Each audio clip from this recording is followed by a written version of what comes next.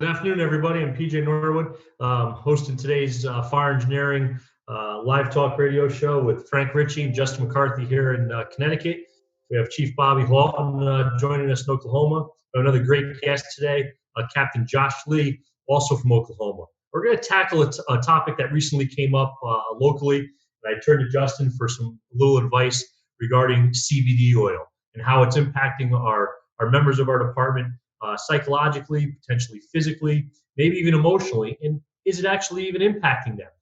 There's a lot of good benefits from CBD based on my very small research, but let's look at this a little bit bigger and how is it impacting the fire service as a whole. So, Justin, thanks for joining us today. No, thank you for having me. I think it's a really up and coming topic. I think it's right now probably one of the bigger topics for departments, both the CBD and the marijuana issues that are coming up. Like we were just talking about before the show went live.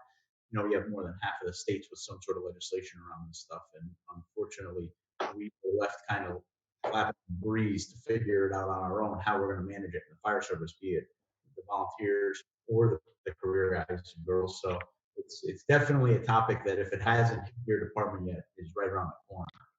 Absolutely. And then you look at, from Frank's perspective, being a union president in a very large union here in Connecticut, he may potentially have members in the future that may get themselves into a spot where they could be using CBD oil for an ailment that they have, and through some random drug testing, they get flagged.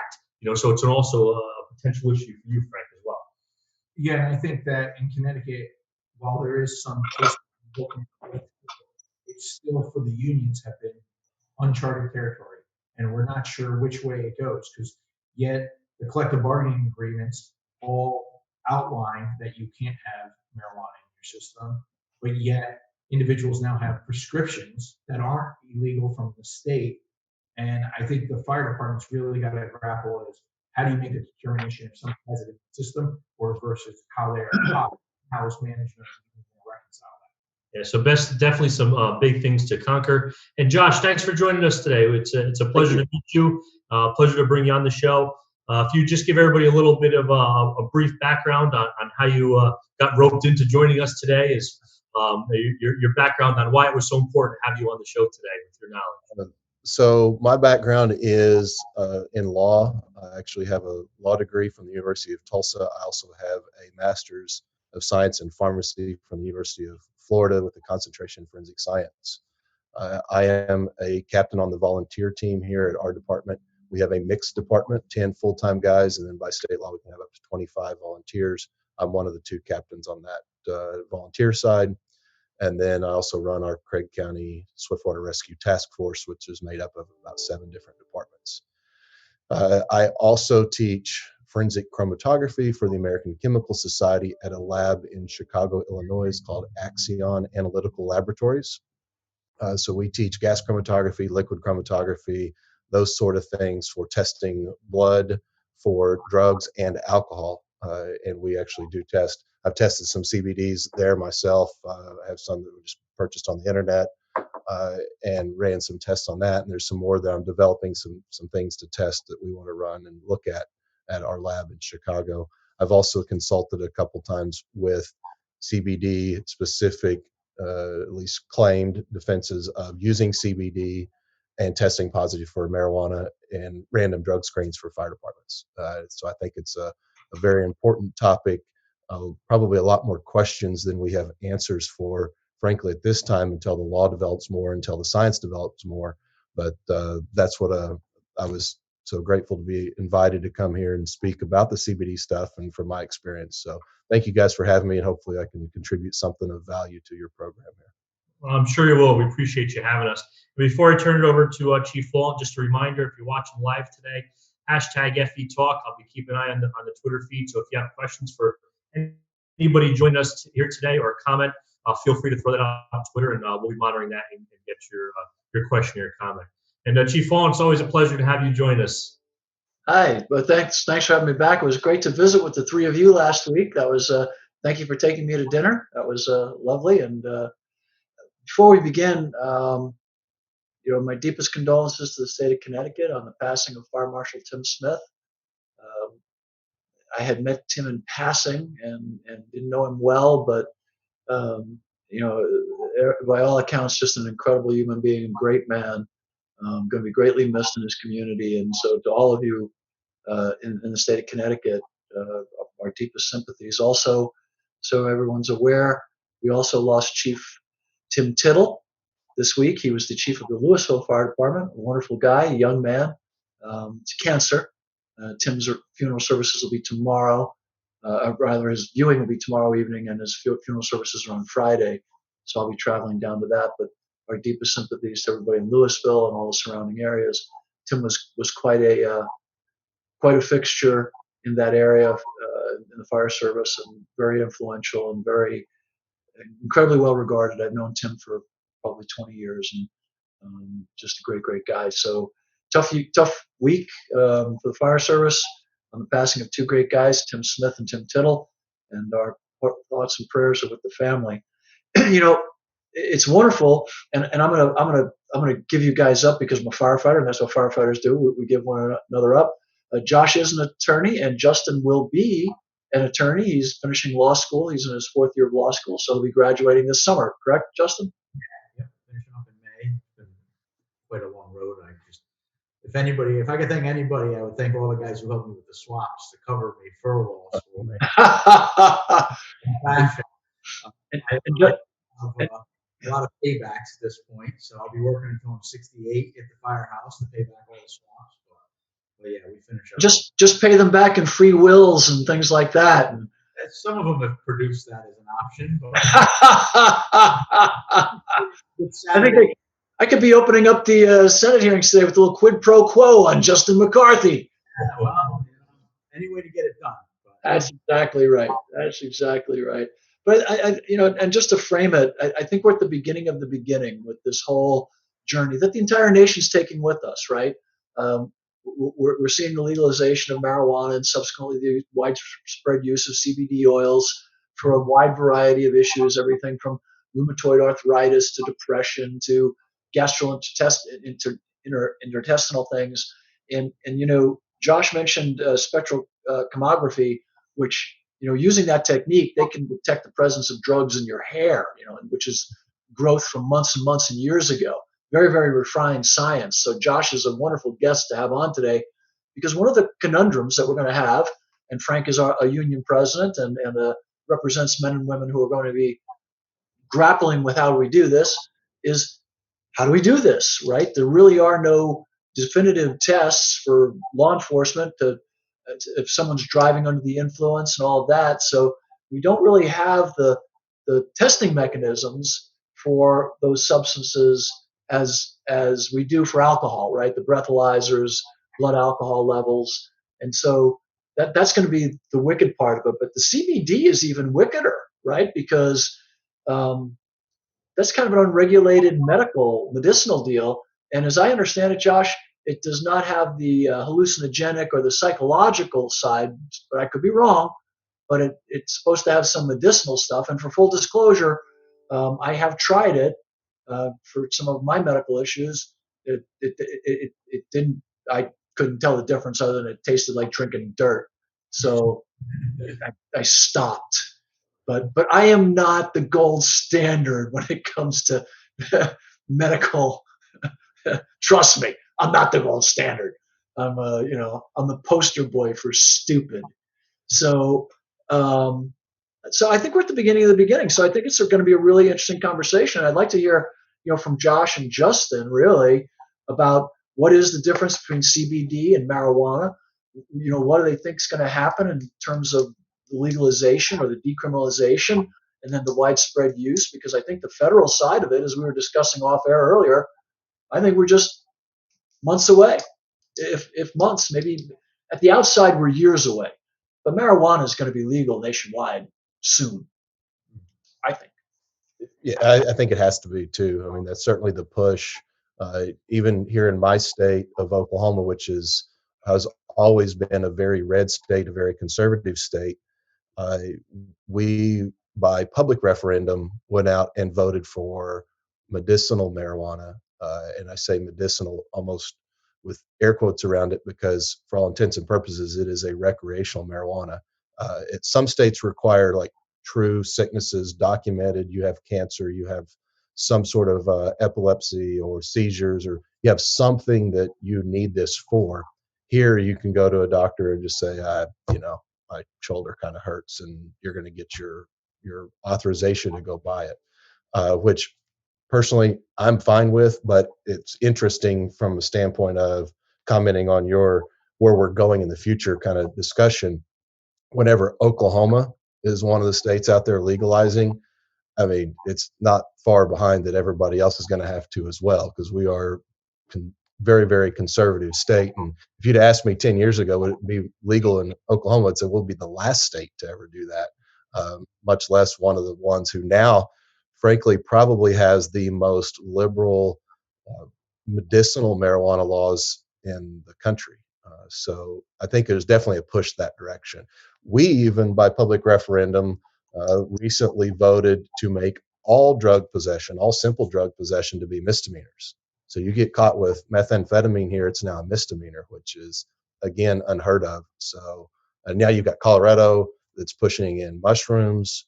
So I think there's definitely some kind of libertarian views that are starting to sweep the country as it comes to drug reform, like it or not. I mean, I even watched my parents before they passed away, uh, saw them going from a standpoint of you should not ever use marijuana and it's very, very bad, to why are we putting these kids in prison for marijuana? It's not even that bad.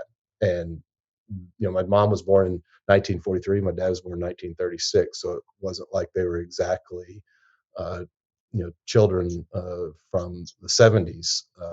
So it's definitely going that way. So yeah, I agree with you. It's coming. So get ready, like it or not, even if the science isn't quite ready or the laws aren't ready for it, because they're not. Oops. Justin, how do you see this impacting us as the representation of the fire service? Where do you see the challenges ahead? And even before that, it might be good to hear a little bit from you and from Josh on what actually is CBD. So for those people that are out there watching, say those viewers that aren't familiar with CBD, they may be hearing this for the first time.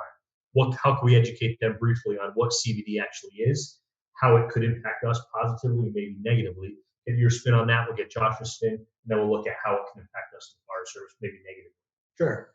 So just to reel it in, and Josh, jump in at any time if I misspeak, because you do have a bit more extensive background. But cannabidol,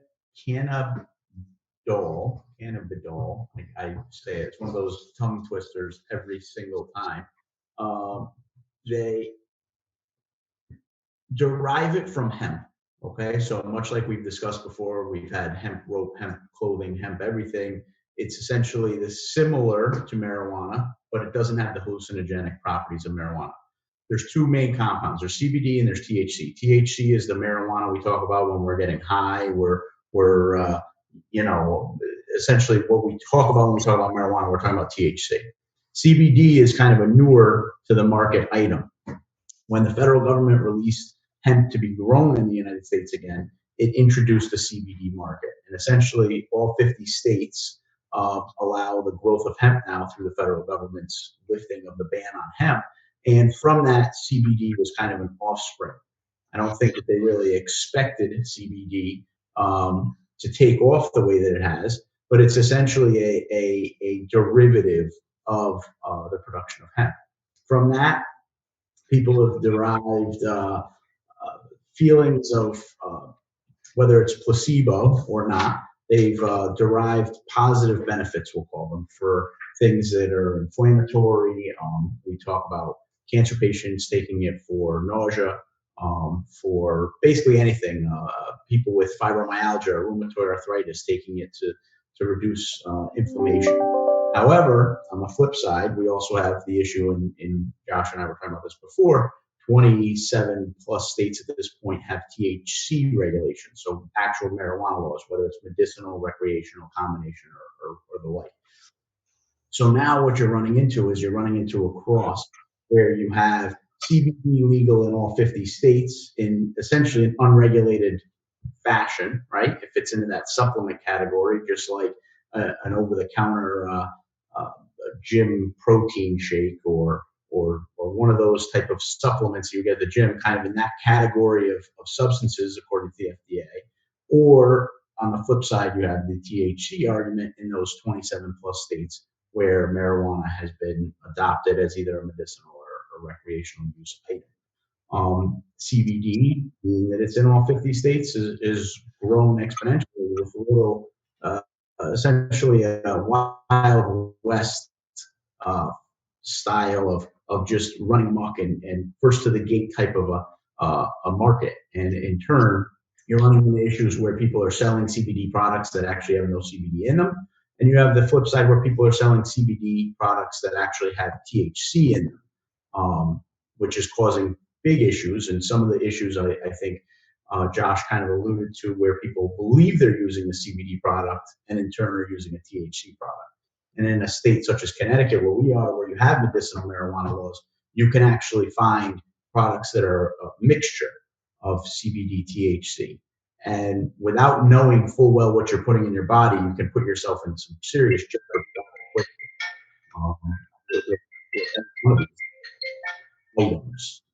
And you know, it's definitely a hurdle that we're going to run into. It's being compared to alcohol, but I think it's easier to like it to an opiate, for instance. You know, you run into a lot of people who are prescribed as needed opiates. All of our drug testing policies up here tend to cover opiate use.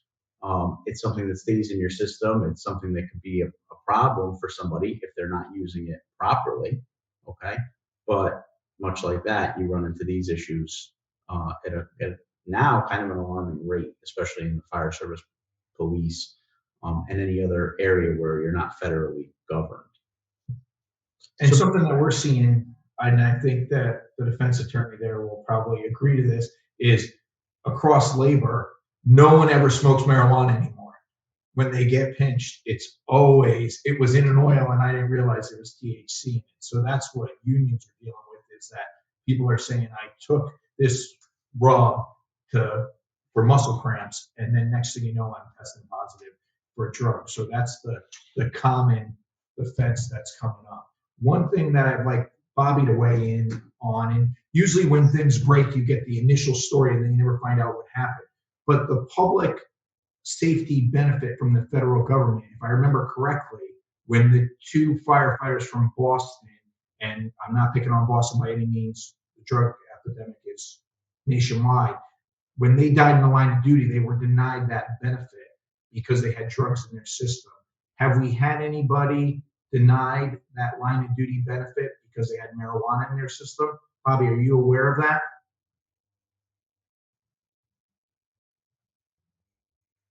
We lost Bobby. Can you hear me now? Yes. Could you repeat that question? Okay, so with the public public safety officer benefit for firefighters and cops when they die in the line of duty, there was the initial reports. It originally came out of Boston. I'm not picking on Boston by any means. It's a country issue, but I believe it was cocaine and some other substance that they were initially denying their benefits. I don't know if they achieved those benefits in the end, but has anybody been denied because of marijuana? And this is something that firefighters, paid and volunteer, have to consider, is that if you die in the line of duty and you have marijuana in your system, so this goes to the discussion that we started with a little bit ago about, the federal level, right? In other words, right now, marijuana is in the same classification as cocaine and heroin. It's a class 1, I believe, or class A substance, 1 or an A, whatever it is. And so under the PSOB, yeah, if you test positive, you're in trouble. Your benefits can be denied, and so that's the sticky wicket, right? Especially now that it may have been some unsuspecting person who, as Justin was talking about a bit ago, grabbed some CBD. It had some THC in it. They didn't know, and now we've got this horrible outcome. So we still do a full tox screen, blood tox screen on line of duty deaths, and we have to, right? Because there's, it's just what we have to do. So one of the things where firefighters ought to be lobbying or getting involved politically, and this is politics and tactics, we ought to be getting involved in making sure that we get this taken off the federal registry as a prohibited substance. Because if we don't, yeah, we're gonna have problems with guys and gals benefits. And rather than fighting it in the court and setting a precedent, and that's where we'll have to go, right? So say some poor guy in a state or a gal in a state where it's legal, you know, get jammed up and lose their life or get hit in the side of the road or whatever. Um, Now, because they used a totally legal substance in the state of Illinois or the state of Colorado or the state of California or Hawaii, now they're going to lose their benefits, their package. So it's a huge issue. I don't know where the IAFF is on it right now or the IAFC. I haven't seen statements from them yet. But it's a thorny, wickedly complex issue. And I think what we need to do is really lobby those groups to take a proactive stance and get out there. As Josh pointed out, yeah, our laws are way behind the curve. The cow is out of the barn. I live in Tulsa, Oklahoma, and we're part of what they call the Bible Belt. Well, we're the freaking buckle, okay? We're and if we're good with it, trust me, we and I'm a teetotaler. I choose sobriety. I hope more and more people choose sobriety, but I'm not going to castigate or think myself any bit better than anybody who hasn't and who wants to use some substance, whether it's alcohol or marijuana or whatever, as long as they're not impaired on the job. That's where I draw the line, right? In other words, if you're not impaired on the line on the job, I'm fine with it. And that's where it gets wickedly complex, right? How long does this stuff affect you? What's we used to have the deal you could, 8 hours before work, you had to quit drinking, right? Well, yeah, good luck with that. Does that mean that like at 8 hours and 1 minute you can be chugging a bottle of Tennessee rye or something? No, that's not what it meant. But are there guys and gals who'll take it to that limit? Yeah, of course. We're firefighters. We're gonna take it right, as the union boss sitting there. We're gonna take it right up to that edge, baby. Hang it right up to that edge, and then see what happens, right? So so for me, there's two things. PSOBs are important, and we need to protect them. So that needs to be first front and center on the IAFF schedule. It needs to be front and center on the IAFC schedule. It needs to be front and center, for CFSI. We need to be talking about this and moving legislation forward so that firefighters who were in a state where it was legal aren't jammed up. Now, I do know that in places like Colorado, several departments, even though it's legal to use, still don't allow their firefighters to, which is fascinating. And it also pisses me off as a libertarian, the libertarian side of me. I also am completely opposed, just for full disclosure, to the anti-smoking stuff. Like you can't smoke and be a firefighter. Well, until you outlaw cigarettes, screw you. It's a legal substance. And I think somebody should take that to court. And I get it. So if you do smoke cigarettes, then maybe you should lose your presumptive stuff. That's on you, right? I'm all for personal responsibility. But I'm not a big fan of coercion and forcing people to do something because, who's the guy? Grandma, what the hell's the guy's name? The guy who's buying his way into the Democrat election. The rich character from New York. Sanders. Look, no, Bloomberg. Sanders is another whack doodle. But Bloomberg, this character outlawed big gulps. Hey, what are you, a moron? So people buy two medium-sized. I mean, give me a break. People are going to do what people are going to do. I'm all for personal freedom and personal responsibility, right? If you're going to guzzle big gulps and you're going to get overweight, you're going to die young. That's on you. You know what I mean? That's not my problem. And if you want to drink and you want to smoke, that's on you. It's not my problem. I choose sobriety. That's on me. But and I feel the same way about cigarettes. I don't think that these smoking rules in fire departments are quite frankly legal because it's not an illegal substance. So I don't get it. And I'm not pushing cigarettes. I don't smoke either. I don't even smoke cigars. But what I am saying is it's nobody's damn business but your own. You know what I mean? And I really believe that. And I think that, that's the libertarian in me. And quite frankly, I think that the agencies that represent us are behind the curve in representing us. And I don't think I'm alone in that opinion. And again, I'm not for booze and I'm not for cigarettes. and I'm not for smoking pot. But if you're doing it, it doesn't mean I won't be your friend. And if you're doing it, I don't think you should lose your job as long as you're not doing it on the job. You know what I mean? That's where I draw the line. And you're not drunk. Josh, has there been any advances in testing? Well, actually, before we get too far down the tracks, if I could go back and coattail off of Justin just for a second. Well, first of all, amen, preach it, brother. I'm libertarian as well, and I agree with you. And you can add the motorcycle helmets to the list of things, and seatbelts, so that's tied to federal highway monies. But to get specifically to the point, to go back to what we were talking about and follow up with Justin, is what is CBD? So it's, to boil it down even probably a smaller level, we can start with the cannabis sativa, the plant itself. And then from that, you have marijuana, what's commonly referred to as marijuana, which actually has the THC in it. And then there's the hemp, which still has THC in it, but the federal law on that is it's 0.3% or less for it to fit under the Farm Bill. So same plant, but the active component inside of it is different. So of the biggest, largest amount of the component in marijuana is THC. That's the part that people smoke and they get high. And then it has to be metabolized out of your system. We could talk about that all day long and how long that hangs around, which I think we'll have to get into some to really fully discuss CBDs and testing when it comes to our firefighters or any other job. But then the CBD we see now is the second largest component of the marijuana. And most people now, so CBD can come from either place. It can come from hemp or it can come from marijuana. But what you're seeing is, to make it arguably more legal, CBD is being derived out of hemp as opposed to out of marijuana, because if it's a derivative out of marijuana, it's still arguably a scheduled drug and illegal. So that's where people are going down the path of making sure they're saying, hey, our CBD is something that we get out of hemp. The biggest and most critical thing I think to understand in this topic for fire service is CBD contains THC. And you'll see advertisements out there, people selling their different products and saying, oh, this is 0% THC, completely THC free.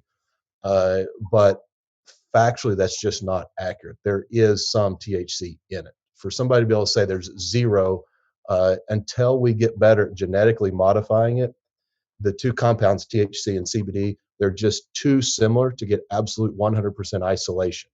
So we can do very well starting off with a hemp product that has a higher CBD and a lower THC amount, and then try to separate those out as best we can. But that doesn't mean that we get 100% THC free. I'm going to order some of these products that are advertised as 0%. I'm going to shoot them on a liquid chromatograph at our lab in Chicago and just take the results and throw them up on our website, because I just don't believe that that's actually factually true. Is it enough THC to get somebody high? Because I mean, that's the component of marijuana that we worry about with driving. That's also the component that causes the central nervous system impairment that, or arguably does, I should say. That's the component that gets the euphoric feeling, the high. The CBD doesn't. So to go back to the original question that we had, I don't remember exactly who posed it. You can take CBD and you're not going to feel high or decide all of a sudden you need to go get a bag of Cheetos or something, because it doesn't do that. It's the THC part of it that does that. So again, I'm going to repeat the critical step for me, or the critical thing to make sure we understand, is CBD contains THC. Another critical step we have to talk about that we really need to worry about in testing, that the general public doesn't understand, and most of us in the fire service don't understand, but lab folks do. There is a difference between presumptive testing and confirmatory testing. So your original drug screens, where you get called up and they say, Justin, come down, we need you, you're random this week for the fire department. You go down and you pee in one of those cups, and it's like some people call it a color test, some people call it a dipstick test, just those point of care testing. That is presumptive. And what the difference between presumptive and confirmatory is, presumptive is supposed to be cheap and easy. Well, cheap and easy does not always equate to good. So it looks more for families. So if we're talking a true confirmatory test, there are more than one substances that will test positive for various drugs on a presumptive test. So just because somebody comes back with a presumptive positive for any drug, in this case specifically for THC, that is not enough. So unions should be coming in very quickly saying, whoa, whoa, whoa, we need that confirmed, because presumptive testing is not the same as confirmatory. Confirmatory testing, they're going to run it on either a gas chromatograph or a liquid chromatograph, depending upon your lab. My preference is liquid chromatography over gas chromatography, but that is the confirmatory test. That is where I can say, yes, that compound is actually there, as opposed to where presumptive testing can test positive for lots of different things. You can open up these UA kits and open up and they'll list cross reactivity. What cross reactivity means is basically false positives. So they can say, hey, look, this particular brand of UA will test positive for cocaine or PCP with these drugs present, even though it's not cocaine or it's not PCP. So that's what happens with presumptive testing. So just because you get a presumptive positive, it could be a cross-reactive uh, reason for why that occurred. You need to send it off, and they need to get that confirmatory testing. Um, the next big issue for me with the CBD world is the regulation, like has kind of been touched on. There is no real regulation of the CBD world. Justin said it very well. He said, you might buy it and it has no CBD or little CBD or THC. So you should definitely get lab tests from whoever you're buying the CBD from to show that they actually did run it and what their results were. That's only as good as the people that did the test. I mean, that's always the weak link in testing is humans. We make mistakes, we make errors, or there's also financial motives for some labs to say, look, you need this to say this, fine, you'll get it. And who knows if there's some CBD makers out there that's not just faking it. I mean, I guess that's always possible. We certainly hope that that's not the case, and I don't think it is with a lot of the reputable ones, but that is a concern. Additionally, on top of that, that doesn't mean that just because they tested that particular lot, that your specific bottle that you have is exactly representative of whatever that result says on the certificate of analysis. So the regulation here is just it doesn't, frankly, it doesn't exist. So lots of concerns and problems there. Bottom line for fire service: buyer beware. Be very careful. A pet peeve of mine: every time I've talked to, whether they're chiefs or lawyers representing the departments or the cities, or there's somebody with the HR department, they say, "Oh, we talked to our medical review officer, and he says that it's impossible. No marijuana test will test positive for anything but marijuana. So if they're using it, it has to be they're using marijuana." And that's just simply not the case. It can test positive, especially presumptive tests. There is some literature out there on some of the derivatization agents that are used, which we won't get into, but that's issues that have to be addressed. But it still always gets back down to a firefighter can, and I believe has happened, where they use CBD. They think they're doing nothing wrong. They're well intentioned. They're not getting high. They're not abusing marijuana, but they are testing positive on marijuana tests. It is a concern. And I guess kind of as we get towards the end, I have some advice, I guess, for lack of a better word, of some things that I've came up with, that if I got a phone call from a firefighter somewhere that said, "Hey, what should I do? I just tested positive," or I get a call from a union that says, "Hey, what should I do? One of our guys just tested positive." These are the things that I would suggest before and after that occurs. So we can get to that here in a little bit, but there's some other things I think we have to talk about pharmacologically. We have to talk about the body burden a little bit, but I'm sure people are probably tired of hearing about me for a second. So I'll let one of you other guys chime in on any of that mess, and then maybe take it from there. I agree with everything that you said, Josh. I think from my studies, that's exactly right. And that's one of the things that comes up quite a bit, is that people don't understand what they're actually consuming, and that there's a difference between the gas station that has the CBD sign. We sell CBD. It's in 5 different flavors, it's in a little tincture bottle versus going to a reputable CBD company. I actually spoke to somebody who owns a company that does CBD out of Nevada to get a little bit of a background on it. And they go through extensive testing and third-party testing at a pretty extensive rate to be able to assure their product is as pure CBD as possible while still providing the effects that people want. But like we covered, it's a non-regulated issue. The FDA doesn't want to really touch it. It's considered a supplement. So one of the issues that was coming up with some of the CBD companies is it's the elixir of the early 1900s. It's the cure-all for everything. Cancer, eye ache, stomach pain, hair regrowth. Take this and you're going to be just fine.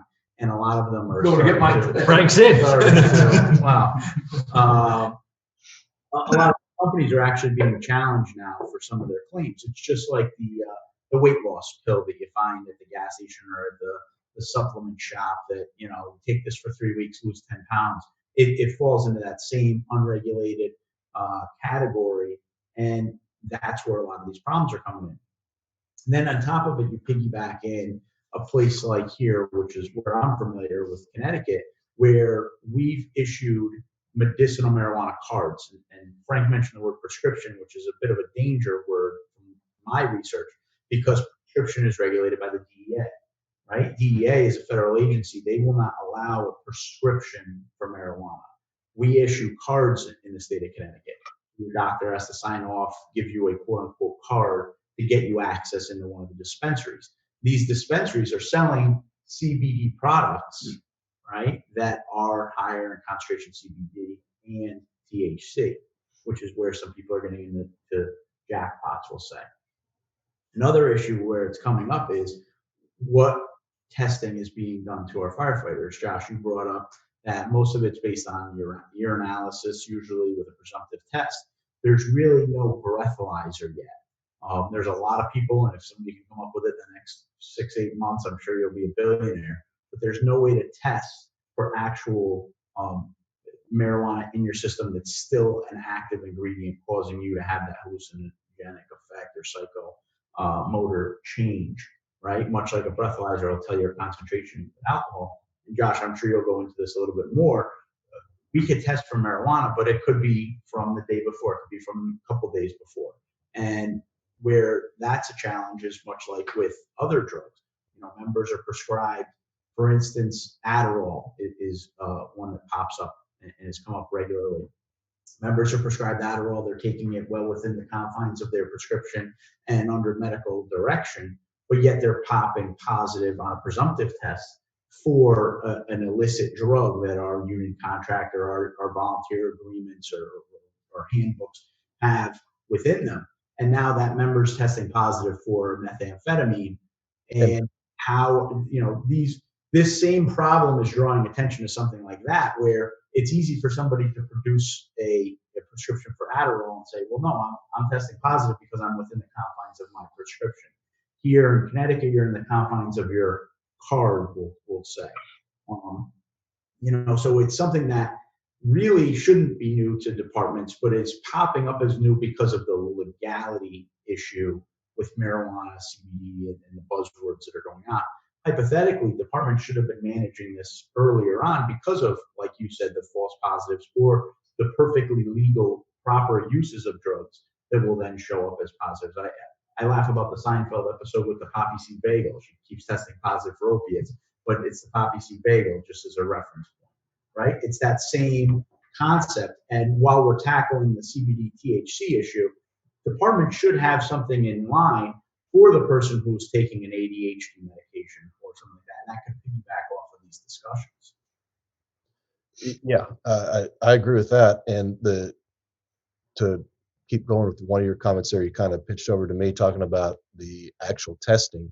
So just a little bit of background on the drug in our body.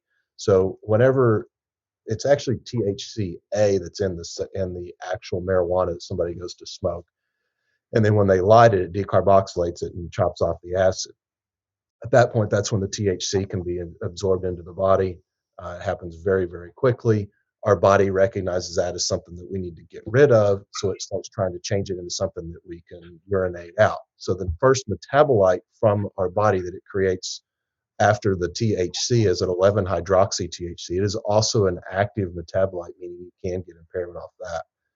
Then it breaks that one down into what's called a 9-carboxy. The 9-carboxy THC is the one that is not active, and that is the one that they say is lipid-philic, meaning it likes fat. It goes to fat and it stays in fat for a long period of time.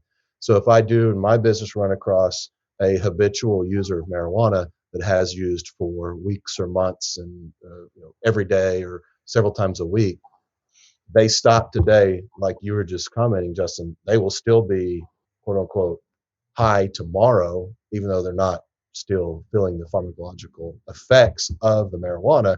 It's that delta or that 9-carboxy THC that's hanging around and hangs around for a long period of time. Once it does come out, it can come back in. It's a very unknown why and how exactly that comes back into the system, but it does get released out of the fat. So THC buildup from smoking a joint is the same as THC buildup from THC that you're going to be getting from CBD use, if there is the THC in there. It's just much smaller amounts. And that's what we're talking about, the body burden on it. So the THC does build up in fat. And it will, if somebody's using CBD for a period of time, especially if they're using pretty strong amounts. A lot of your elite athletes are doing 2,000 and 3,000 milligrams a day, which is a pretty substantial amount. A lot of guys I know that do UFC stuff, uh, in their gyms. I'm not talking about for the actual UFC, but just mixed martial arts trained guys, boxing guys. A lot of your CrossFit guys, a lot of those men and women love the CBD because they think it helps with the pains and aches, and maybe it does. I don't know. I don't have my own personal opinion on that, and don't really care. But if we do get a THC buildup from that, it's going to be the same as if we used. And we don't have a lab machine out there that says, oh, this is THC and that is THC that came from CBD, not THC that came from smoking. So that becomes the problem. LabCorp is a company that has developed a test, and I should say on my website, I have I'm starting to throw up the different anything I referenced today. So this LabCorp test, I've put it on my website just so people can have it, and I can give you guys that link if you'd like it, or I can send them to y'all, and you can put it on the fire engineering. Just put them straight there. I don't care about traffic to my website. Doesn't do me any good, and that's not what it's there for. But I want to be able to share these things, so I can send that to you guys offline, and maybe throw it in the comments of the YouTube video or whatever you'd like to do. But LabCorp does have a CBD THC testing that it's a tests that they have developed, and essentially what they're doing, from what best I can gather, of course they're not just going to tell me because it's something they make money off of, but they're looking at the ratio of the metabolites from CBD and the ratio to comparing the metabolites from CBD over to the metabolites from marijuana, and they're trying to say what do we look, we have a really high marijuana amount, a very very small CBD, or really high marijuana and a little bit of moderate CBD, or vice versa. And what they publish, and I don't know how well this would actually stand up in a criminal courtroom, because I don't know. I guess it's hard to say because it hasn't really been vetted very well. But they say if there's greater or equal to 10.0 CBD to THC ratio, then they consider that consistent with use of CBD products only. If it's a 1.0 to 9.9, they say it's indeterminate. But if it's less than 1.0, they say, hey, it's consistent with use of either marijuana or THC products or a mixed use. So that is something that's out there that is available. It's a urine test that at least it's another piece of information that we could try to put together on a case like this if we were having to go at it from the accused firefighter or from the city standpoint, either one, of at least giving them some sort of an idea of what might be there according to LabCorp. Again, how well that would stand up is yet to be told. But I do think we have to be careful when we start talking about presence being in your system. Presence alone does not equal impairment. Just because you have a little bit of THC in your system doesn't mean you're impaired. Same way with alcohol. I mean, the standard across the nation, historically, at least recent history, has been 0.08. There's a push to go to 0.05 for alcohol. and that's a per se number. We don't have a true per se nationwide when it comes to marijuana. Somebody can be, when we all know these people, somebody could be a .08 and you wouldn't know it. You probably, a lot of us in fire service, unfortunately, probably work right beside somebody occasionally that is an .08. I mean, it just happens. There is alcohol out there, but we also know people that can be an .07 and you're like, wow, it looks like they've been drinking all day. So that is just because a presence or a number alone does not equal impairment. So that's something else we have to be careful of when we start having these types of discussions. So anyways, So Justin. there's a couple of things that you guys have mentioned that, as a former fire chief and a person who's trying to help the fire service move forward through this, there's the presence of a substance in us versus the substance having some kind of untoward effect, as I understand it, right? Whether it's alcohol or THC.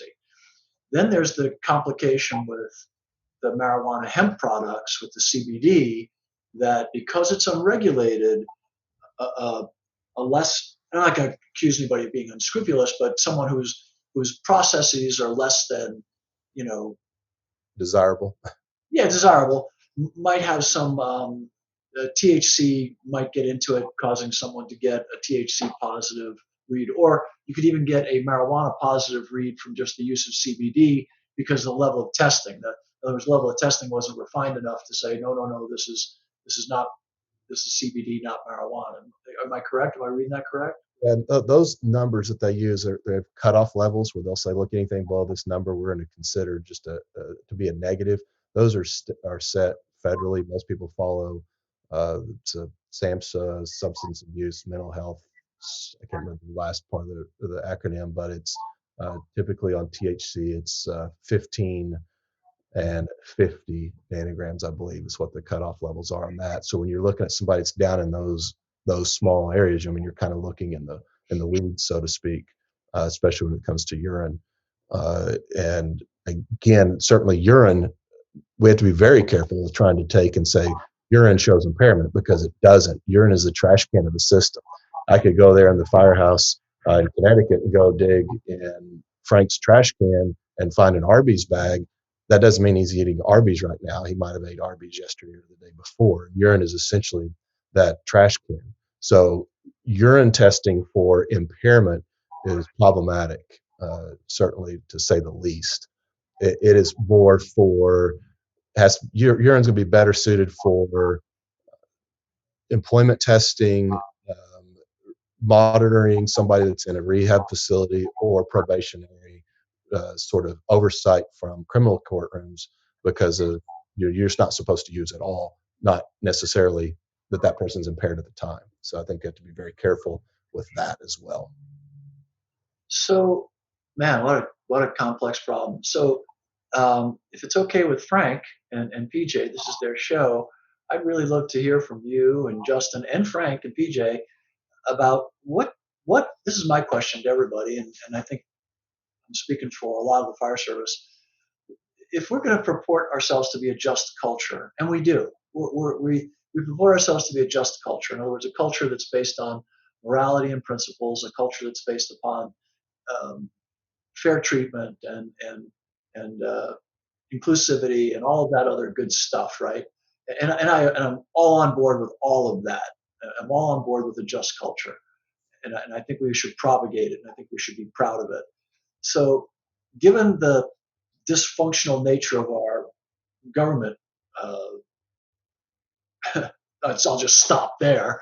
But given the dysfunctional nature of our government, and also given the really kind of glacial speed at which most of our representative institutions move, how does a local fire chief, how does a local department deal with CBD, marijuana, and let's take it a step further with our heightened awareness now of mental health, and we know that many of our fellow firefighters are utilizing pharmacological substances to deal with issues, whether it's anxiety or depression or whatever. Doesn't make you a bad person or a weak person. I know a few bipolar firefighters who use drugs, and they're excellent firefighters, but they're dealing with a serious mental health chemical imbalance issue that's moderated by pharmacological support. And that's a good thing. That's a really, really good thing. The problem becomes, as a boss, when you're aware of that, someone off their meds or someone using marijuana inappropriately or someone using alcohol inappropriately can open up your organization to just horrific liability, just absolutely. Especially if they're a driver. Oh yeah, absolutely, or a paramedic, or really anything. In the process, anything. Doing anything in terms of protecting the public. Our fiduciary responsibility. One of the primary caveats to our fiduciary responsibility is that we're sober. And that comes ahead of wearing blue. Just so you know, PJ, just because you're wearing blue doesn't count that much. But sober is a big deal, right? So, man, where do we go? So let's pose the question this way, and I'd love to hear Justin and Josh kind of start, and then Frank can, of course, lose his mind over what they say, which is what a good union president does. But from a legal standpoint, how do we be a good dude, to use the modern vernacular, or promote a just culture and still stay within the confines of our legal and moral and ethical responsibility to our communities, and still understand what's going on in society today for our people? Because, hey, I went through college in the late 60s, early 70s, and I inhaled and I took everything. Unlike Bill Clinton, I knocked my socks off, and I'm not going to lie to anybody about it, for God's sakes, that piece of dung. But anyway, and Epstein didn't kill himself. Just wanted to get that in. So, the salient point being, and it is a salient point, believe it or not, how do we really manage a just culture with all of these changing legal issues and all of these changing mores, social mores, and understandings of these substances, and not run afoul of the law? Well, I think the number one thing, Josh, can point, but I think the number one thing is you have to understand your state's laws. Because you have to remember, this isn't governed by federal law. The only thing where fire departments specifically can start to incorporate some federal law, and I've had this talk with a fire chief locally, is through requiring commercial driver's licenses. Once you get into a commercial driver's license, you're managed by the Department of Transportation, federal entity. You're required to go through physicals through the DOT, right, which are mandated through the DOT, which do not recognize marijuana because it's a federal test, okay? And they will not grant you a commercial driver's license if you are an admitted THC or marijuana user, okay? That's one step. Connecticut, for instance, because that's what I'm familiar with, actually had an employment case make it to federal court based on a marijuana issue. Now, while the judge could not rule on the legality of the marijuana aspect of it, the denial of the employment was based on recognized use of a treating doctor at the state level. Okay, the state did not receive, or the entity did not receive any grant of extra privilege, because in this case it was a federally funded item, and the judge said just because something receives federal funding, you can't put that stipulation on it. It's called Knopfsinger. It's a case anybody should and could read if you're in a management position, because it is one of the earliest federally recognized cases in this regard. But it's important to note that Connecticut's law, it's called PUMA, Palliative Use of Marijuana Act, specifically spells out that no person can be terminated, disciplined, or the like in an employment setting because of their legal use of marijuana within the state border. So, okay. Justin, are you saying that a firefighter in Connecticut, if he tested positive for marijuana, can't be fired? It depends on their union contract and what they've agreed to. Okay, so that's where it enters into a new realm that we haven't dealt with. I will take it back. we've had numerous cases where firefighters have tested positive for methamphetamines.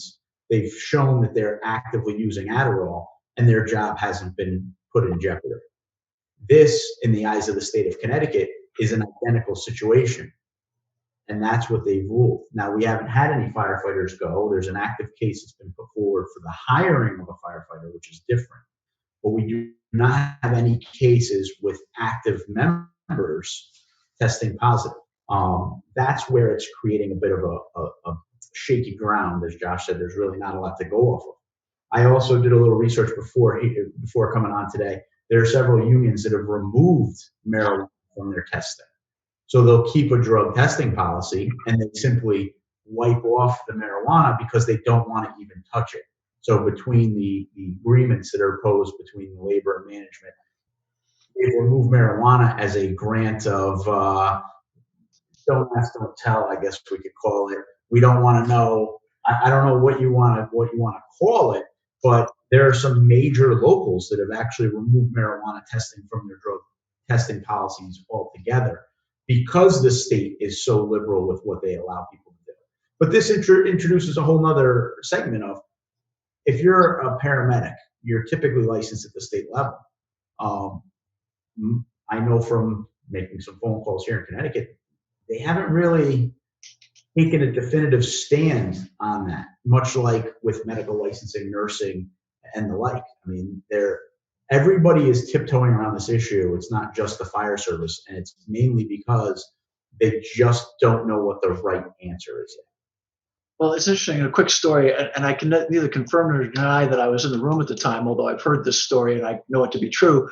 A certain deputy chief during the hiring process said, "Hey, question 17, have you ever smoked marijuana?" We're still asking that. Everybody says, yeah. He says, okay, so if a guy says yes, we're not going to hire him, or a gal says yes, yeah, no, we can't. So the guy said, hey, for a second, just off the record completely, there are about 10 or 12 other chiefs in the room at the time. How many of you guys lied on that question? And every hand went up but one, and that guy was lying because he didn't put his hand up. But, so the chief said, yeah, let's strike that question. Now, I can neither confirm nor deny that I was in the room at the time when that happened, but it happened. So to your point, and it's very interesting, Josh, I guess Frank, and then I'd like to get your thoughts on this. That's fascinating, and just to think about that, this is going to be a sticky wicket.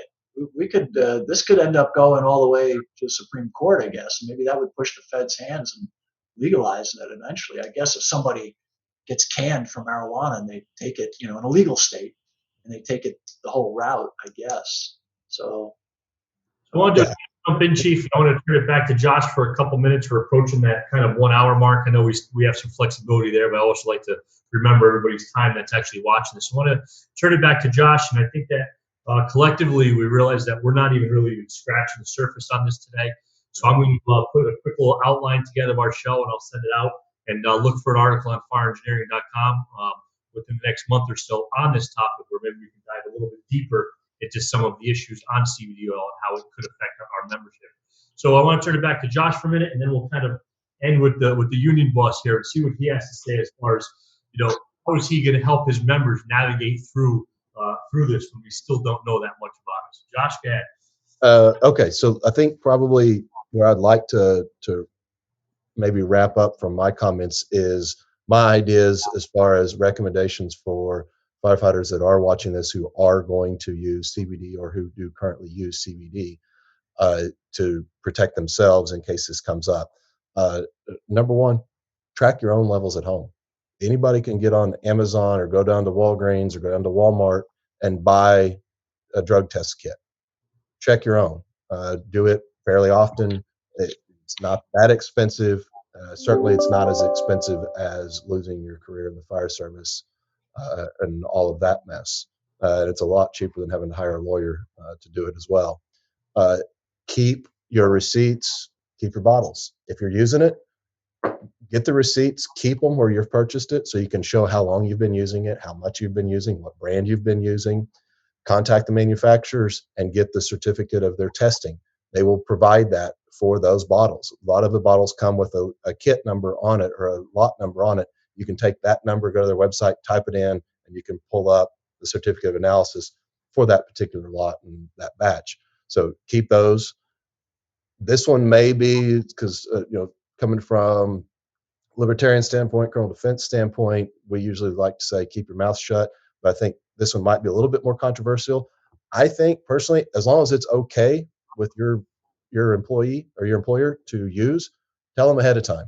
If you're using CBD, let it be known, because that way you don't have to come back in later and go, oh, I tested positive for marijuana. Yeah, I've been using CBD, and everybody's going, sure, yeah, and everybody in prison's innocent. Because guess what? There is some people in prison that's innocent. And guess what? There is going to be some people that say, I used CBD and tested positive for marijuana, and they actually were telling the truth. Does that mean everybody is? No. Some people would use it as an excuse. Sure. I think if you have the track record with your receipts to show that you've been using it, and somebody knows, or even just your union rep, make sure they know.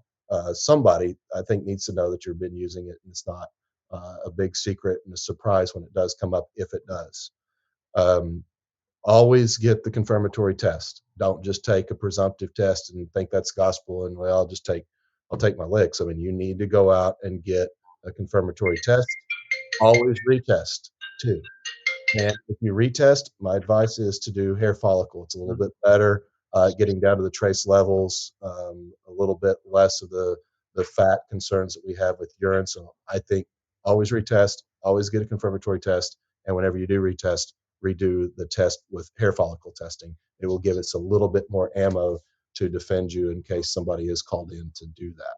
So those are some of my just kind of quick thoughts and ideas and advice. So I'll kick it over to you, sir. Josh, I think those are great points. And if you give us the link to your site, PJ and I will retweet them out because it's good information. I think that our listeners have to acknowledge that this is unsettled law. And when you talk to lawyers, I have had plenty of my members in the courts right now in Connecticut when somebody tests positive for marijuana. Now the State Department of Health is trying to take away members' EMT and paramedic license. So you got advice on this one legal aspect that says you can't lose your job. But if you lose your EMT license and it's a condition of employment, you can lose your job that way. If you get killed in a line of duty death, you may lose that public safety benefit because you had a Schedule A or some kind of schedule in your system. And if your collective bargaining agreement says that you can't have it in your system, even if the law says it, most collective bargaining agreements in the nation supersede the state law. So there's a lot of unanswered questions, and I just caution anybody out there that I wouldn't recommend being the one to be the test case. Somebody's going to be the test case, and the unions are going to represent them. Management's going to take a stance, the defense attorneys. But there's so many different components of this with the Department of Health, the collective bargaining agreements, law, and even a normal lower court ruling, the Court of Appeals, the Second Circuit, hasn't settled that issue even for Connecticut and New York and the like. So I would just caution anybody, and I think that this is going to have to develop through the law. And as Bobby Halton said, our association should get involved, but I think it's going to take time before this gets settled. I think it's prudent now to reiterate what Justin said a while ago, is every state law is different, because our state law is actually very different from the way he described Connecticut's. So I won't get into it just because most people watching this aren't going to be from Oklahoma, so maybe not care. But understand, just because I said something about Oklahoma or he says something about Connecticut, that doesn't mean that that's what it's like for you in Florida or Texas or Illinois. So be careful and consult somebody there. And not all lawyers are equal either. Some couldn't spell marijuana. So do not seek that person for advice on drug testing. So make sure you do your homework and find somebody that has legitimate training in that area before you listen to them tell you about, oh, yeah, no, you can take that. That's no problem. Josh, you were a great guest. Justin, thanks for coming in with your research. PJ, Bobby Halton, we'll let you take us off. And just because everybody's talking about porcupines on this show, I will be on the labor panel at the Liberty Forum in New Hampshire next weekend. So I'll be there with all the libertarians, and hopefully I'll be able to get Bobby a porcupine shirt. So Bobby, we'll let you take us off here. Hey, so great conversation. Thank you to Josh. Thank you, Justin, as always, Frank and PJ. really incredibly important issue going forward, right? I'm all for just culture, equal treatment, fairness, and I think that we really need to, despite how we might feel about something, I'm not for intoxicating substances, but I'm absolutely against people being treated punitively for their off-duty use of them. So that being said, great conversation, and we really need to be looking at the laws, the rules, the regulations, all of that, so that folks like Justin and Josh don't have to come bail us out when we get jammed up unfairly or unjustly. That being said, FDIC is up and running. Make sure you get registered soon because things are closing out. The workshops are filling up. The hands-on classes are filling up fast. We got some amazing classes writ under fire at the University of Illinois out in Champaign. We're going to bus you out there. We have an incredible plan set for after-action reports and pre-incident training on the way into those classes. We got some amazing new classes in extrication, some amazing new classes in the workshops, which are really just crushing it this year. So it's going to be fantastic. Just can't wait to see everybody there. And I'll be down in Tampa, Florida in March the 2nd through the 6th for EMS Today. That's a great place to go if you're a firefighter, EMT, or paramedic, or even just a firefighter. The classes there are off the charts. We're talking about communicable disease right now. We're talking about this new contravirus out of China. And all that is on the schedule to be discussed at EMS Today. How do we better protect our workers? How do we protect ourselves? What to do if you find yourself exposed to something like that. Eddie Kelly from the IAFF will be joining us at the first National Disaster Response Forum with 7 of the best speakers on how to respond to disasters in America. Just an amazing, everything from fires, floods, tornadoes, to biological. Mitch Mortimer out of Texas is going to be talking about the bio threats. And obviously viruses and things are bio threats. So just an amazing deal down in Tampa. And Tampa in March ain't such a bad deal either, to all my friends up there in the freezing East Coast. So keep that in the back of your mind. It's a wonderful, wonderful conference. It's very affordable, some great group pricing and things like that. So check out EMS Today. Of course, our editor-in-chief there, Mike McAvoy, has put together just a stellar program. So FDIC, EMS Today, mark off your calendars. 2 places to go to take care of all your educational needs throughout the year. All the classes at EMS Today are CE approved. So if you're a paramedic or firefighter or EMT and you need EMS, there you go, bro. You're good to go. Head out to EMS Today and check it all off. One-stop shop for all your CE requirements. So thank you so much for having us on today. Thank you for letting us be a part of your lives. Hey, this is a complex issue. It ain't going away. We're at the beginning of this deal. And how we move through it is going to be critically important. And I don't think we could be in better hands than having men like Josh and Justin to help us find our way through this. 2 of the finest guys really in the fire service today, taking us through. And, I always hear about mentoring in the next generation. Well, goodness gracious, we've got some of the finest people in the world in this trade, men and women with legal degrees and medical degrees and everything under the sun. So to you guys, thank you for what you're doing. Thank you for being part of the American Fire Service. And thank you for helping the American Fire Service navigate your other love, the legal profession, and helping us be a better, just culture. Hey, thanks, everybody. God bless. Thank you. God bless. Josh, are you on?